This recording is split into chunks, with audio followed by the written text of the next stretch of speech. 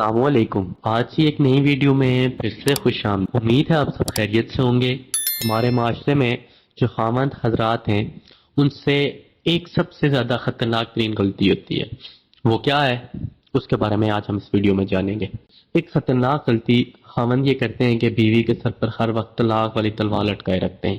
ذرا سی کوئی بات ہوئی تو کہتے ہیں میں تمہیں فیصلہ دے دوں گا، میں تمہیں گھر پہنچا دوں گا، میں تمہیں چھوڑ دوں گا، تم کیا سمجھتی ہو مجھے کہیں رشتے نہیں ملتے۔ یاد رکھنا، جس خاوند نے بیوی کے سر پر طلاق والی تلوار اٹکا دی، اب اس بیوی کو کبھی سکون نہیں مل سکتا۔ خاوند تو ایک دفعہ کہہ کر چلا گیا کہ میں تمہیں طلاق دے دوں گا، لیکن وہ یہ نہیں سوچتا کہ بیوی کے ذہن کے اندر کیا طوفان مچ گیا۔ اس کو تو اپنی ذات بے سہارا نظر آنے لگ گئی۔ اب وہ بیٹھ کر سوچتی رہتی ہے کہ اگر یہ بندہ مجھے چھوڑ ہی دے گا تو میرا بنے گا کیا، کیونکہ اب اس کو احساس تحفظ نہیں رہا۔ وہ سوچتی ہے کہ اچھا میں جاب کر لوں گی، ماں باپ کے گھر تو نہیں جا سکتی، اس لیے مجھے اپنے آپ کو سنبھالنا ہے۔ لہٰذا اب اس کے ذہن میں شیطان الٹی سیدھی باتیں ڈالے گا کہ تم اس طریقے سے اپنے آپ کو سہارا دے لینا اور تم اپنے تعلق فلاں سے بھی رکھو، جو کہ ہماری کمیونٹی میں ایک سب سے بڑا آج مسئلہ بن گیا ہے۔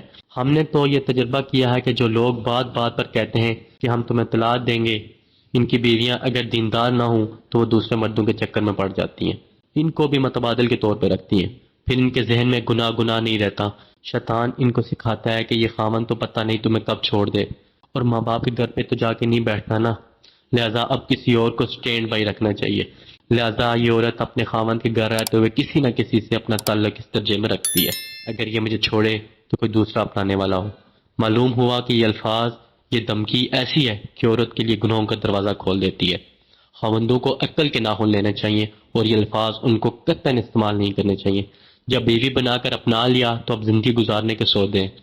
جب تم اسے تسلی دو گے اور مطمئن کرو گے تو وہ تمہارا گھر آباد کرے گی۔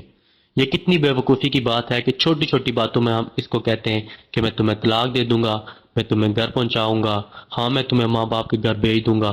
اس سے یہ ہوتا ہے کہ عورت کے ذہن میں انجانا سا خوف رہتا ہے، لہٰذا وہ خاوند کے ساتھ کبھی وفادار نہیں رہتی۔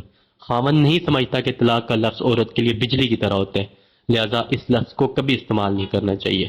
جامع ترمذی حدیث نمبر 1908 ہے، وہاں پہ عبد الرحمن بن عوف نے کہا کہ میں نے رسول اللہ صلی اللہ علیہ وآلہ وسلم کو فرماتے ہوئے سنا، اللہ تبارک و تعالیٰ نے فرمایا، میں اللہ ہوں، میں رحمان ہوں، میں نے رحم یعنی رشتے ناطے کو پیدا کیا ہے اور اس کا نام اپنے نام سے مشتق کر کے رکھا ہے، اس لیے جو اسے جوڑے گا میں اسے اپنی رحمت سے جوڑے رکھوں گا، اور جو اسے کاٹے گا میں بھی اسے اپنی رحمت سے کاٹ دوں گا۔ اللہ پاک میں سورۃ البقرہ میں بھی فرمایا ہے، جس کا میں ترجمہ آپ کی نظر کرنا چاہوں گا، کہ طلاق 2 مرتبہ ہے، پھر یا تو اچھے طریقے سے روکنا ہے یا آسان کے ساتھ جوڑ دینا ہے۔ اس سے ہمیں یہ معلوم ہوتا ہے کہ اگر کسی صورت پہ نباہ ممکن نہ رہے تو میاں بیوی کو نکاح توڑنے کا حق ہے، مگر طلاق دینے سے پہلے طلاق کے نتائج پر بڑے تامل سے غور کرنا چاہیے، کیونکہ طلاق دے دینا تو بہت آسان ہے، مگر اس کے اثرات سے دوچار ہونا سب سے بڑا صبر آزما کام ہے۔ حضور صلی اللہ علیہ وسلم نے بھی اسے اچھا فعل قرار نہیں دیا۔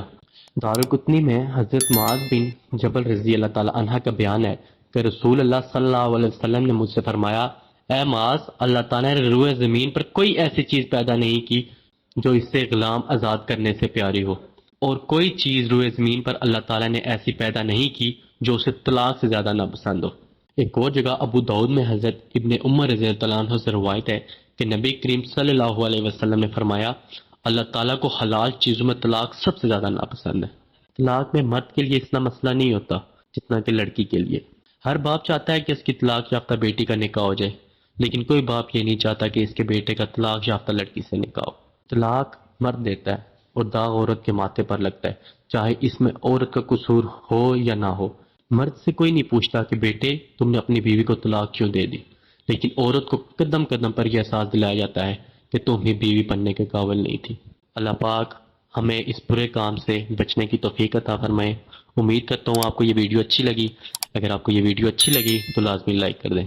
پھر ملیں گے اپنی نئی ویڈیو میں، آج تک کے لیے اتنا ہی، اپنا خیال رکھیے گا، اللہ حافظ۔